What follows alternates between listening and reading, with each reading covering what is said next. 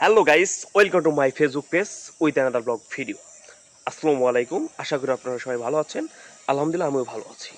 তো আজকে আপনাদের নিয়ে যাব ঢাকা মিরপুর শের বাংলা জাতীয় স্টেডিয়াম।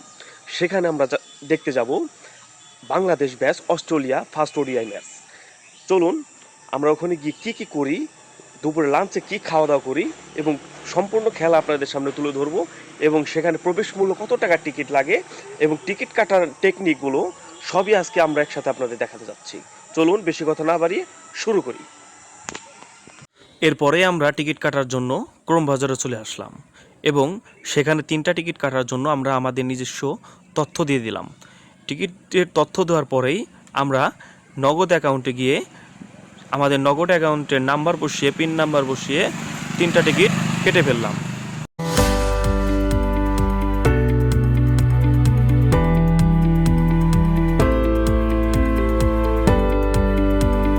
এরপরেই আমি আমার মতো বাসা থেকে বের হয়ে বাকি যে 2জন আমাদের সাথে যাবে তাদের জন্য ওয়েট করতে লাগলাম।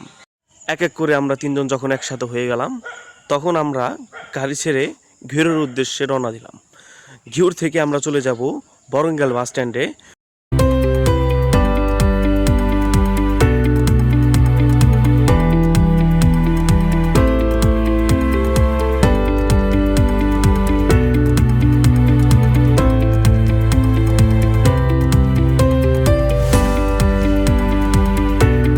এরপরে আমরা বরঙ্গাল বাস স্ট্যান্ডে এসে সেলফি বাসে উঠে গেলাম।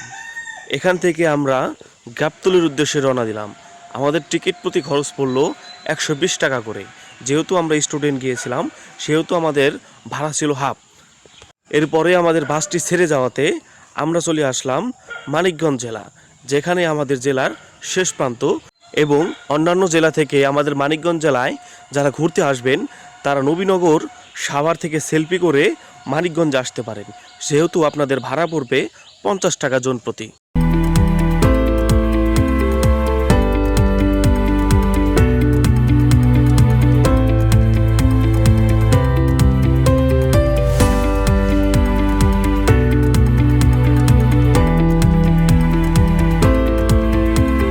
সময় দেখতে না দেখতে আমরা চলে আসলাম সাভার নবীনগর স্মৃতিসৌধের সামনে। এখান থেকে স্মৃতিসৌধটা খুবই সুন্দরভাবে দেখা যাচ্ছিল।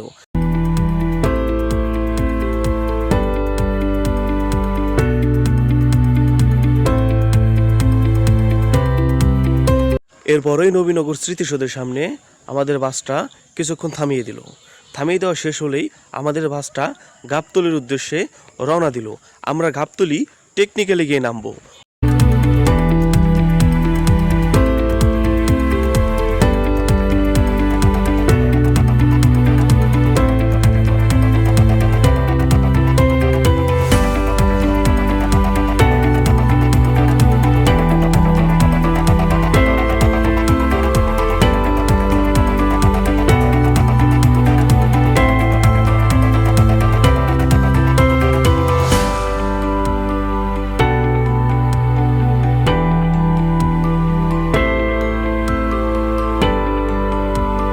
আমরা অনেকেই আমাদের এই প্রাণের সবুজ শ্যামল দেশটাকে পিছিয়ে রেখেছি মনে মনে, কিন্তু আপনারা যখন ঢাকা এবং রাজশাহী এবং আরও অনেক সৌন্দর্য জেলাগুলো ভ্রমণ করবেন তখন আমাদের এই দেশটা পিছিয়ে রাখবেন না। এরপরে একটু গুগল ম্যাপে ঘোটাঘাটি করে নিলাম যে আমাদের স্টেডিয়ামটা আর কত দূরে আছে।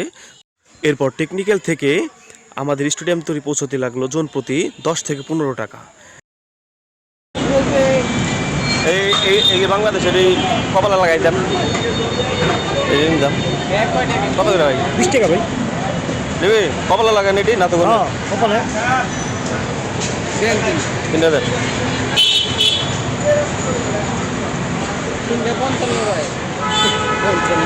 যেহেতু আমরা স্টেডিয়ামে প্রথম খেলা দেখতে এসেছি তো আমাদের শখ থাকাটা একটু স্বাভাবিক। তাই আমরা আমাদের স্টেডিয়ামের ভিতরে প্রবেশ করার আগেই আমরা আমাদের নিজস্ব কিছু জিনিস কিনে নিলাম।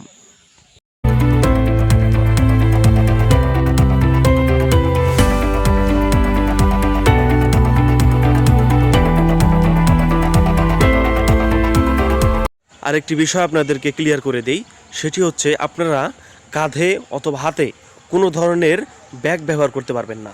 ব্যাগ নিয়ে আপনারা স্টেডিয়ামের ভিতরে প্রবেশ করতে পারবেন না, সেহেতু আপনাকে ভিতরে ঢুকতে দেবে না। ওখানে অনেক গাইড থাকবে, তারা আপনাদের বলবে যে ব্যাগ বাইরে রেখে আসুন, এবং ব্যাগ বাইরে রাখার জন্য যেহেতু আপনি অনেক দূর থেকে যাবেন সেহেতু আপনার কাছের লোক না থাকাটাই স্বাভাবিক। তো আমরা একটি দোকানে ব্যাগ রাখি এবং সেখানে আমাদের 50 টাকা করে নেয় ব্যাগ রাখার জন্য। এবং আমরা এখন যে গেটে ঢুকতেছিলাম সে গেট নাম্বারটা আমাদের ভুল হয়েছিল দেখে আমরা বের হয়ে আর এক গেটে চলে যাই, যেখানে আমাদের লেখা ছিল নর্দেম গেট এন্ট্রি 1। তো আমাদের গেট নাম্বার ছিল 1, এবং সেখানে যাওয়ার আগে আমরা আমাদের 3 জনের জন্য একটি করে জার্সি নিয়ে নিলাম। যেহেতু আমরা খেলা দেখতে যাচ্ছি সেহেতু একটি জার্সি না হলেই হয় না।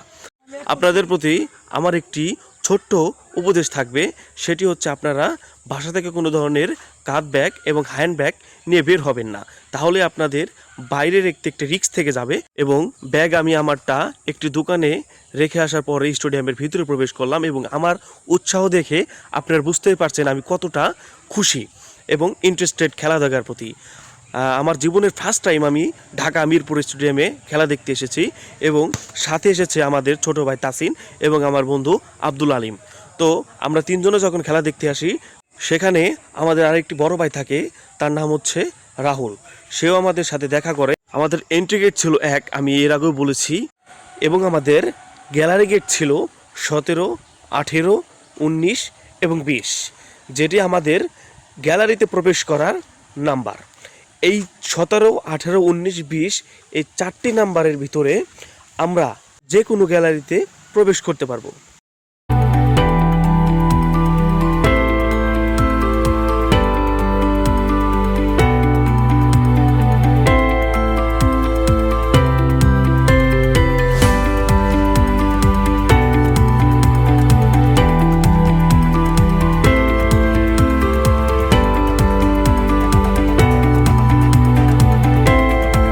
এরপরে আমরা মাঠের ভিতরে প্রবেশ করার পরে দেখতে পেলাম মাঠের পরিবেশ।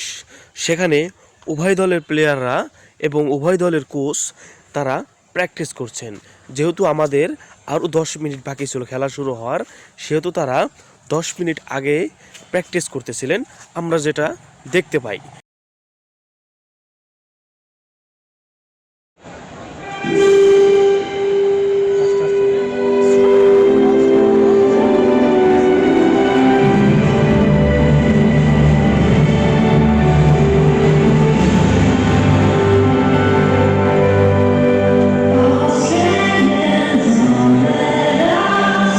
এরপরে শুরু হয়ে যায় উভয় দলের জাতীয় সঙ্গীত। প্রথমে অস্ট্রেলিয়ার জাতীয় সঙ্গীত শুরু হয়।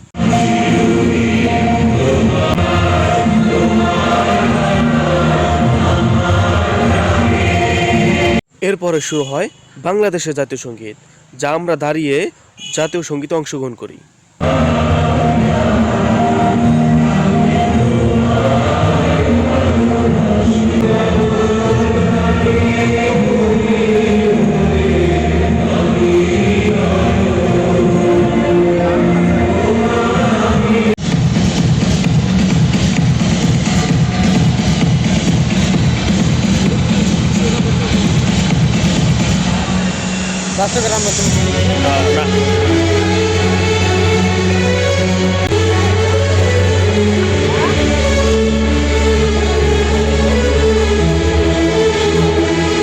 জাতীয় সঙ্গীত শেষ হতে না হতেই খেলা শুরুর দিকে।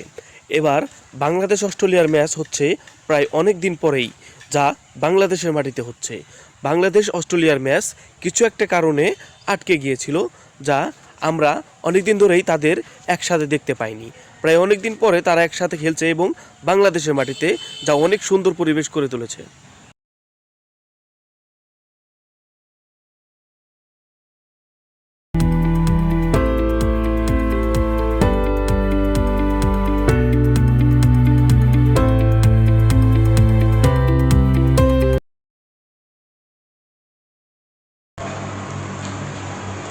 হ্যালো গাইস, আমরা এখন আসছি, সবাই সেলফি তুললাম, আমি এবং আমার ফ্রেন্ড আব্দুল আলিম শেখ। তো আমরা এখানে দেখতে পাচ্ছি Dutch Bangla bank and Bangladesh batch Australia ODI series 2026 and Nexus pay rocket. তো এখানে সব স্পন্সর যারা করেছে তাদেরই মূলত ব্র্যান্ডের নাম এবং ছবি আপনারা দেখতে পাচ্ছেন। তো চলুন আমরা খেলায় ফিরে যাই।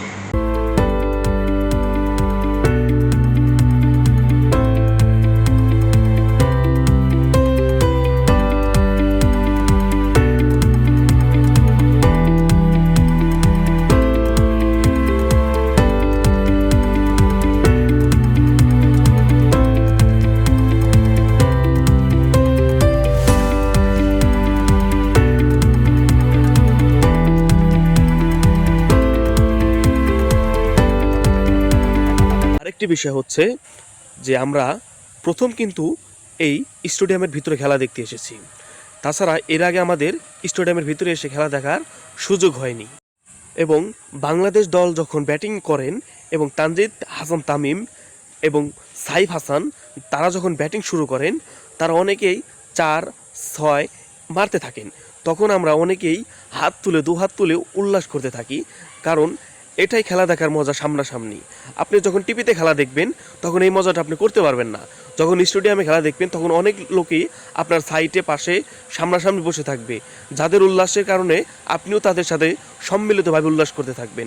এটাই স্টেডিয়ামে এসে খেলা দেখার আলাদা একটি এক্সপিরিয়েন্স, যা আমরা এবার করে নিলাম।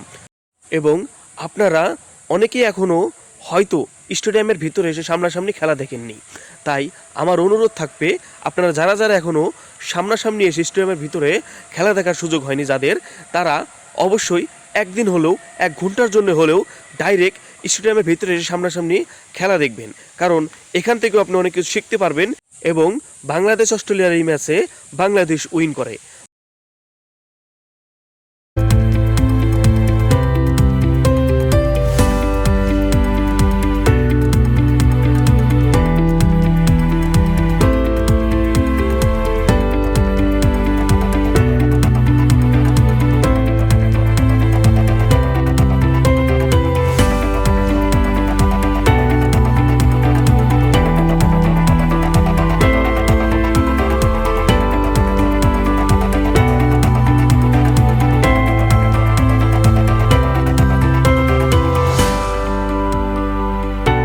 খেলার মাঝে যখন লাঞ্চ ব্রেক দেয় তখন একটু বৃষ্টির আবির্ভাব দেখা যায়। এরপরে যেহেতু আমরা সকালে বাসা থেকে বের হয়েছি, তো সকালে হালকা নাস্তা করে বের হয়েছি।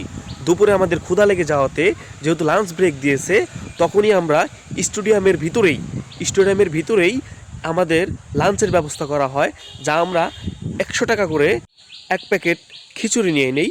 3 জনে 3 প্যাকেট খিচুড়ি নিয়ে নেই, মোট 300 টাকা দিয়ে। এবং এখানে আপনারা বার্গার, মোজো, বিরিয়ানি, পোলাও এবং পিৎজা সহ আপনারা নানা ধরনের খাদ্য সামগ্রী এখানে পেয়ে যাবেন।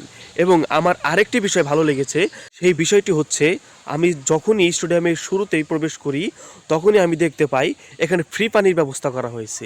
সব কিছু মিলিয়ে আমাদের ভিডিওটা এখানেই শেষ করে দিলাম। আশা করি আপনারা সবাই ভালো থাকবেন এবং পরবর্তীতে আরও নতুন নতুন ভিডিও পেতে আমার পাশেই থাকবেন।